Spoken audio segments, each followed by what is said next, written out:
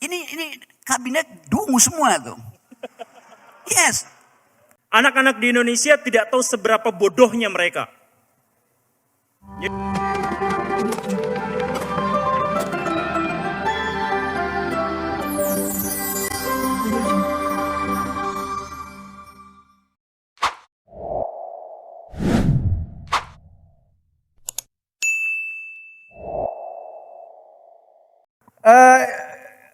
Sebelum saya lempar jawab kepada teman-teman semua, ada satu isu lagi ya. Ada dua isu yang ingin saya tanyakan kembali adalah bahwa pemilu tahun 2024 itu adalah pemilu di mana Indonesia mengalami bonus demografi. Artinya DPT dipastikan akan lebih banyak orang-orang yang usia produktif.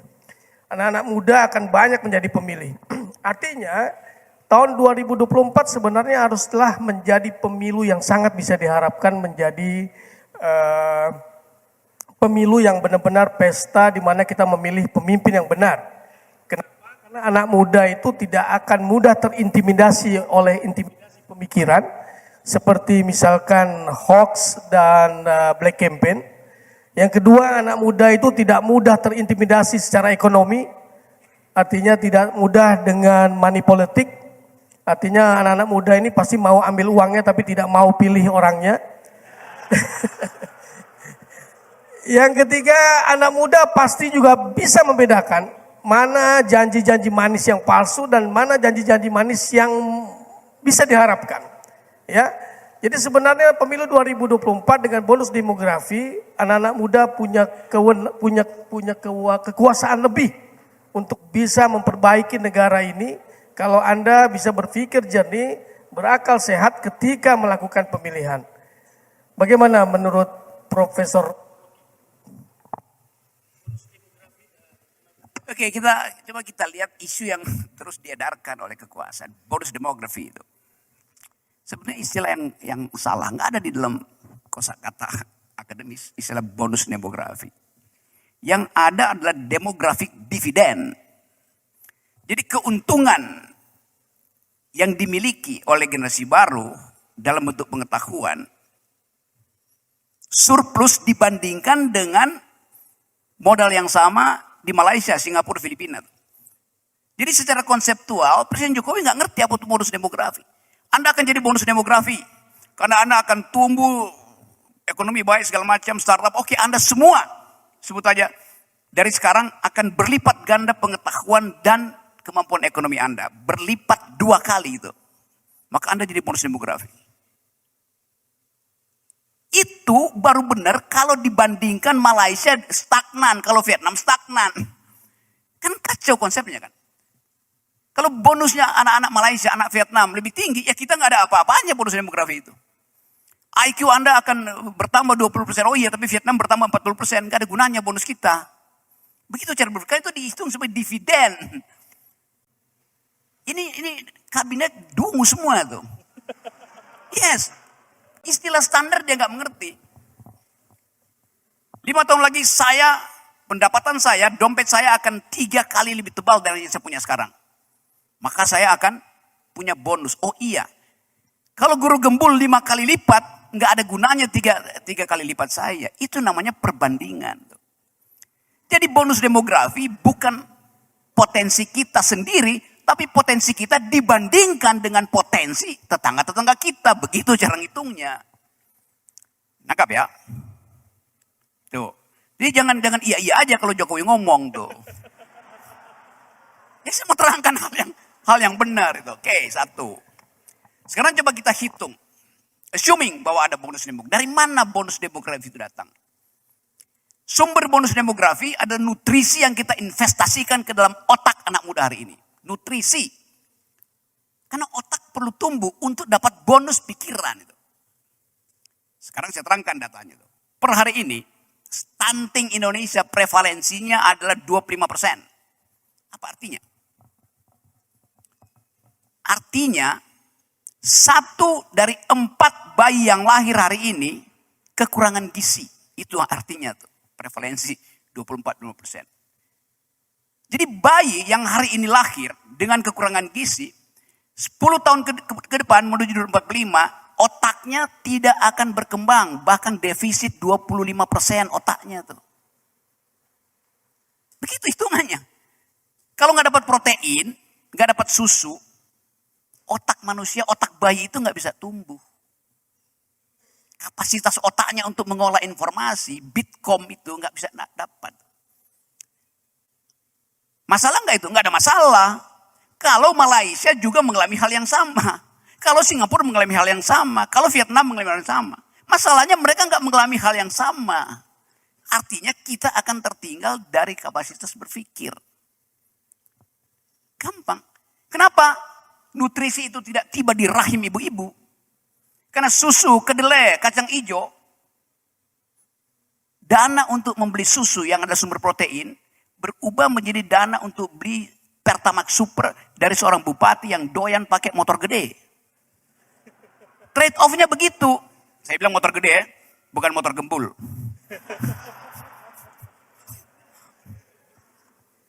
Itu logikanya. Simple logics. Jadi Anda bayangkan 2045. Bonus demo dari mana sumbernya? Satu, dari nutrisi udah nggak bisa. Yang kedua, daya beli. Anda punya uang nggak 2045? Punya, bagus. Tunggu dulu. Uang Anda buat apa?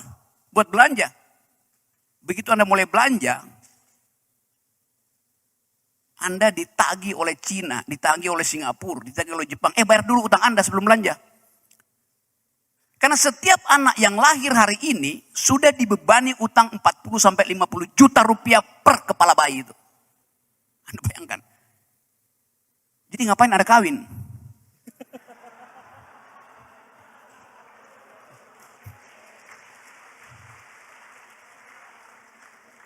Tapi bukan itu alasan saya jadi jomblo.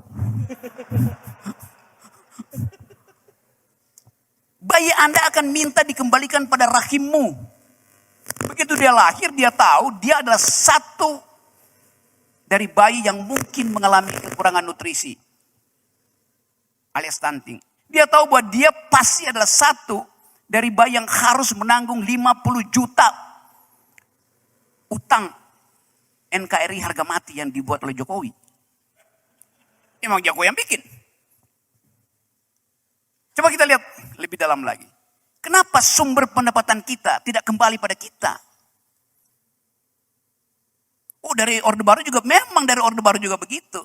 Presiden Soeharto kasih lisensi pada pengusaha-pengusaha Cina waktu itu. Silahkan ambil HPH, eksplorasi, eksploitasi sumber daya kita. Tetapi di zaman Pak Harto, dari potensi eksplorasi itu, 33-35% kembali ke negara. Dalam bentuk pendapatan negara, APBN, pajak segala macam. Jadi disuruh ambil bahan mentah, tetapi kembali ke negara 35%. Di zaman Pak SBY masih kembali 27% kembali ke kita. Di zaman Jokowi yang kembali tinggal 7%. Selebihnya di mana? Diparkir di pusat-pusat finansial dunia. Nggak mau dimasukin ke Indonesia. Oleh siapa? Oleh oligarki. Jadi tanah Anda yang Anda sebut tadi di dalam lagu Tanah Airku Indonesia, tanah dan airnya tidak Anda miliki. Jokowi bahkan lelang IKN itu 120 tahun boleh diambil sebagai properti hak milik itu. Padahal itu hak masyarakat adat. Itu yang menyebabkan investor tidak masuk ke Indonesia. Karena ada problem tanah di IKN. Yang dulu kita bicarakan, Pak Diki juga bicara panjang lebar soal itu dalam beberapa konferensi. Tapi dianggap kalian sinis ya. Sekarang baru ketahuan bahwa memang itu tanahnya masih bermasalah. Karena itu nggak ada satupun investor yang masuk ke IKN. Yang ngomong siapa? Yang ngomong orang Jokowi sendiri, namanya Menteri PUPR. Kalau gue yang ngomong dianggap makar. Ini menterinya sendiri bilang udah nggak akan ada yang masuk. Jadi itu soalnya. Nanti yang lain-lain yang lebih dramatis saya terangkan belakangan. Terima kasih.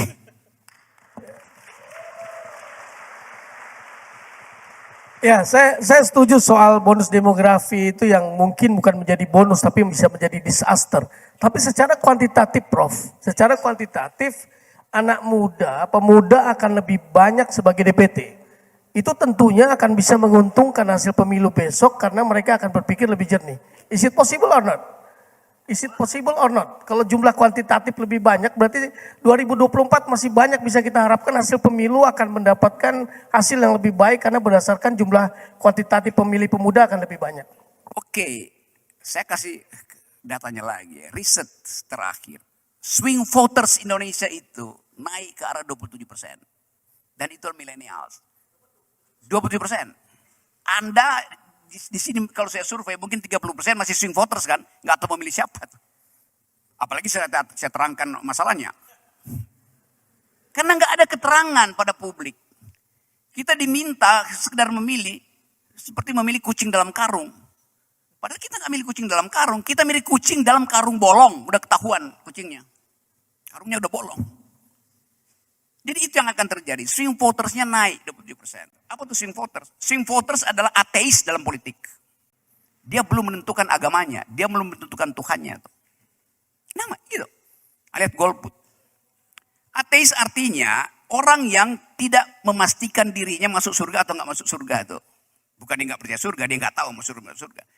Ateis dalam politik artinya belum menentukan dia mau milih siapa sebagai calon. Ya. Jadi buat gampangnya bilang aja. Swing voter itu adalah ateis. Dia bukan antiteis, dia ateis. Tidak tahu, bukan menentang Tuhan, tapi tidak tahu Tuhan ada di mana.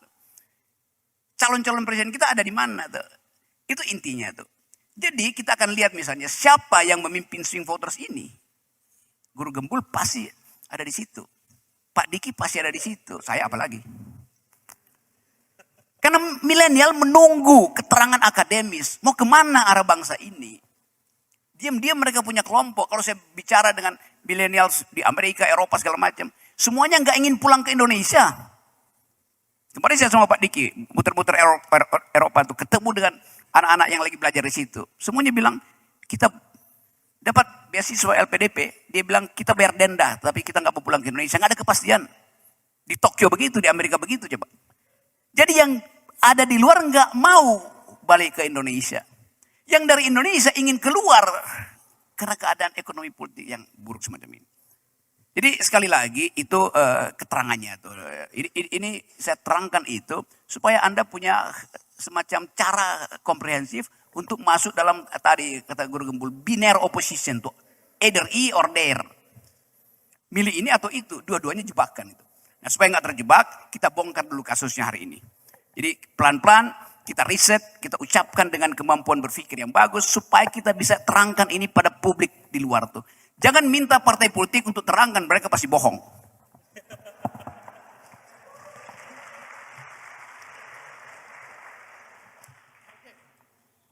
Kang Guru, silakan. Gini, saya tuh sebenarnya tidak menyangka bahwa bentuk diskusinya adalah seperti ini. Jadi saya tadi awal tuh baru dekonstruksi, saya belum sampaikan argumentasi apapun tadi. Tapi keselin. Tapi gini, kita langsung tiba-tiba pindah tema lah ya. Tapi kalau misalkan kita memang mau pindah tema, temanya adalah tentang bonus demografi, katakanlah istilahnya adalah bonus demografi. Itu bonus demografi itu sebenarnya nggak ada kaitannya dengan pemilu, demokrasi. Itu sebenarnya adalah terkait dengan ekonomi. Jadi maksud bonus demografi itu adalah, jadi di masa depan penduduk lebih banyak. Karena penduduk lebih banyak, pelaku ekonomi lebih banyak. Karena pelaku ekonomi lebih banyak itu maka perputaran uang juga menjadi semakin banyak. Jadi kaya miskinnya sebuah negara bukan karena dia punya banyak atau sedikit uang, tapi seberapa banyak uang itu berputar. Nah, karena di masa depan yang memutarkan uang itu banyak karena generasinya banyak, maka itu disebut sebagai bonus. Itu disebut sebagai keuntungan. Jadi sebenarnya ini nggak ada hubungannya dengan politik. Kalau misalkan kita hubungkan dengan politik, ada sebuah artikel yang ditulis oleh, saya lupa namanya, tapi yang saya ingat adalah bahwa dia menulis itu di bawah naungan PBB. Tapi tulisannya itu benar-benar kasar, bikin sakit hati. Dia tulisnya gini, anak-anak di Indonesia tidak tahu seberapa bodohnya mereka. Jadi tulisannya tuh begitu. Kenapa dia bilang anak-anak Indonesia tidak tahu seberapa bodohnya mereka itu? Karena anak-anak Indonesia itu dalam survei intelijensi atau kriteria-kriteria yang berhubungan dengan kecerdasan, yang manapun juga, Indonesia itu selalu kalah anak-anaknya.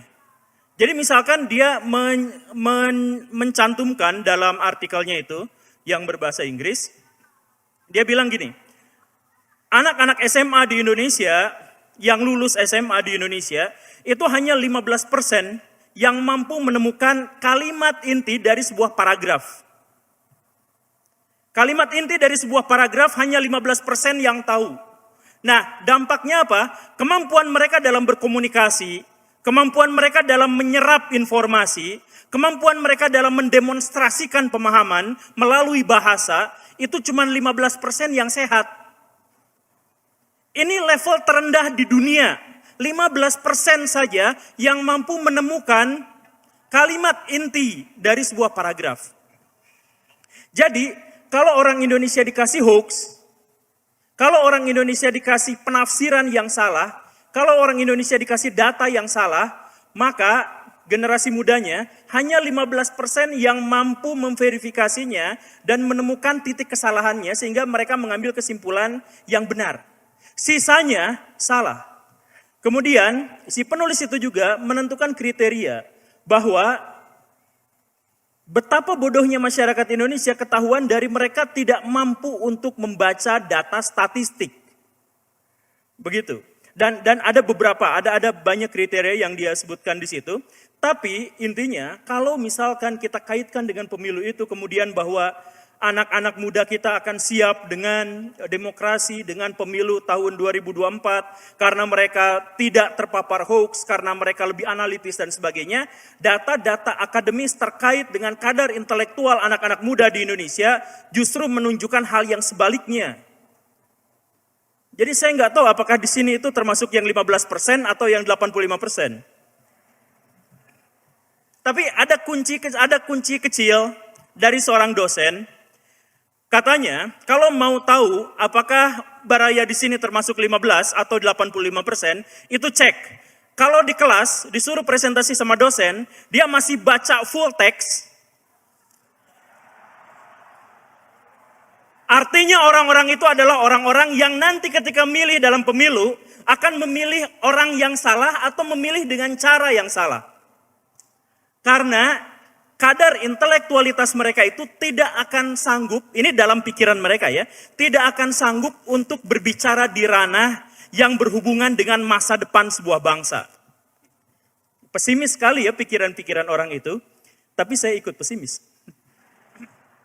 Nah, kalau sudah seperti itu, kalau misalkan anak-anak di Indonesia, menurut survei, termasuk ke dalam generasi yang paling tidak bisa bernalar secara intelektual, cuman sekitar 15%-an saja.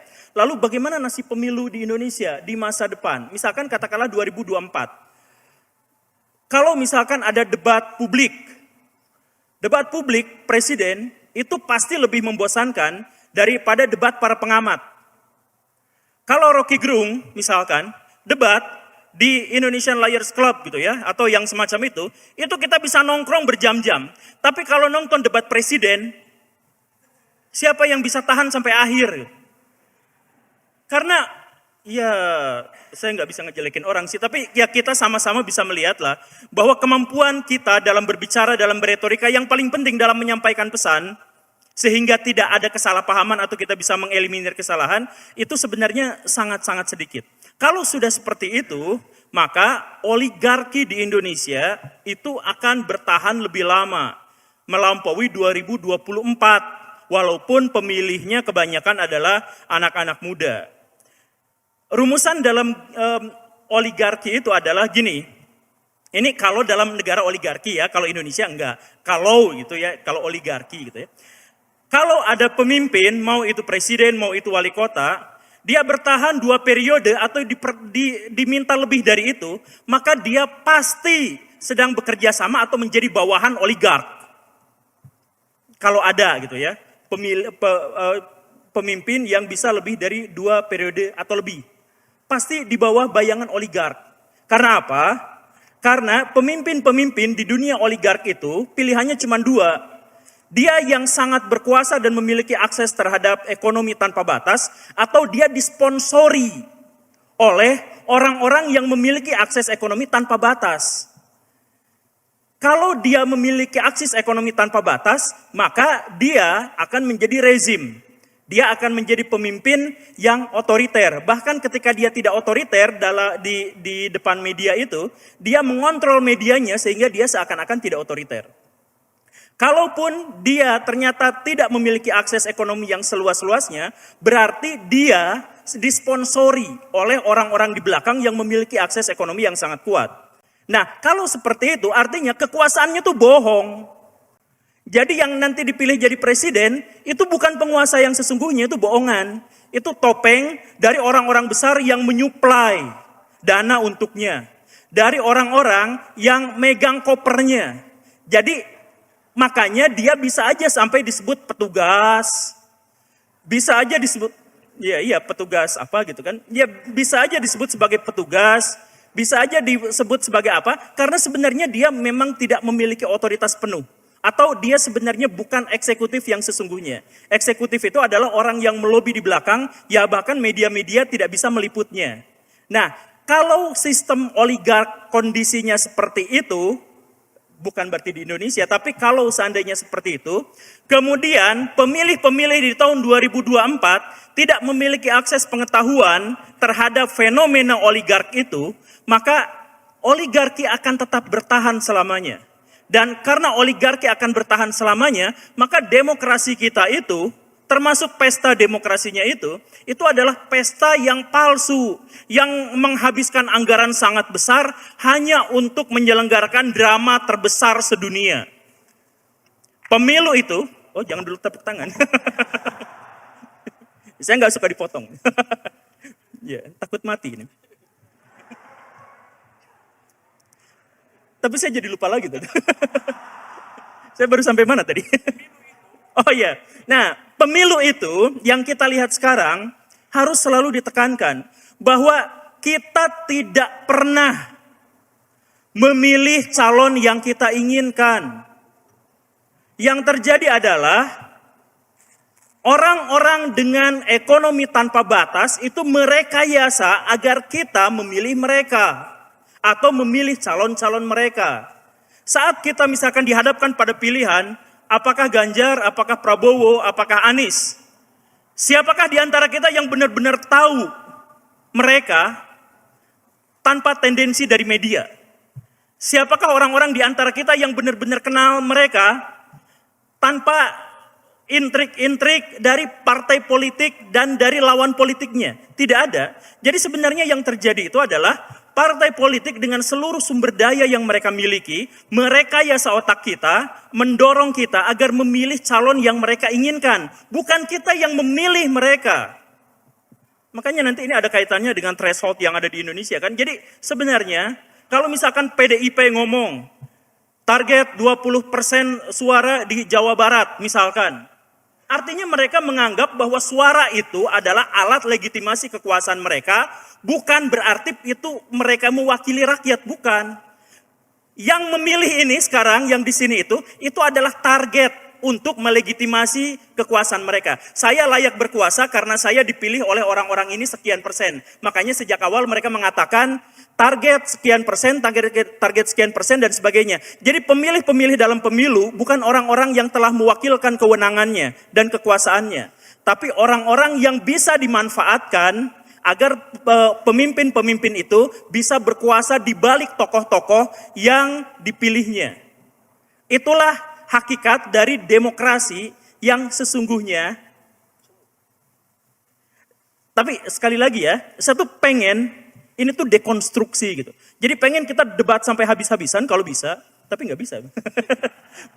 Tapi intinya adalah bahwa kalau kita merasa bahwa diri adalah generasi baru yang nanti akan nyoblos atau baru nyoblos kemarin sekali dan sebagainya, coba pikirkan baik-baik. Kalaupun pada akhirnya nanti kita harus memilih orang itu, pilihlah dengan pikiran yang matang, bukan emosi. Pilihlah secara independen bukan karena disuruh sama orang lain. Karena bagaimanapun, apapun yang akan kita pilih, siapapun yang akan kita pilih tidak akan berpengaruh untuk 5 tahun berikutnya.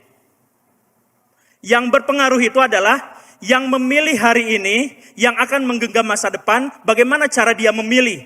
Bagaimana cara dia memilih dan atas pertimbangan apa dia memilih, dialah yang akan menjadi penentu Indonesia di masa depan. Bukan pemimpin-pemimpin yang kita pilih nanti. Begitu. Wah, keren. Oke, saya mengangkat bonus demografi sebetulnya lebih kepada kuantitatif. Saya paham soal ekonominya, tapi kuantitatif. Tapi Bang Rocky menganggap swing voter akan naik 27%, maka ada kemungkinan pemilihan besok itu akan lebih jernih 27% peningkatan anak muda ya, swing voter ya.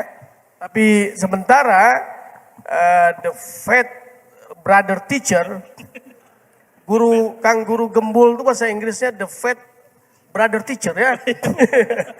Oke, menganggap bahwa justru sebaliknya ya, Kang. Bahwa sebaliknya ya, kuantitatif kenaikan swing voter anak muda itu justru malah berdasarkan statistik malah berefek yang kurang benar ya. Bukan kurang benar. Yang saya maksud tadi itu adalah orang-orang yang memilih dengan menggunakan nalarnya itu menjadi lebih sedikit. Karena data yang tadi itu, kadar intelektualitas kita turun. Itu berdasarkan data yang disponsori oleh PBB. Tapi kalau tidak percaya, silahkan dicek di bangku kelas masing-masing di kampus. Yang presentasinya masih baca teks, kan saya bilang gitu. Iya. Tapi itu bukan anak UIN ya, bukan anak UIN. Ya, setuju ya? Setuju bukan? Ya, saya percaya di sini saya berhadapan dengan orang-orang yang... Oke, sebetulnya tapi sudah sedikit disinggung oleh saya pikir saya langsung saja lempar kepada pertanyaan.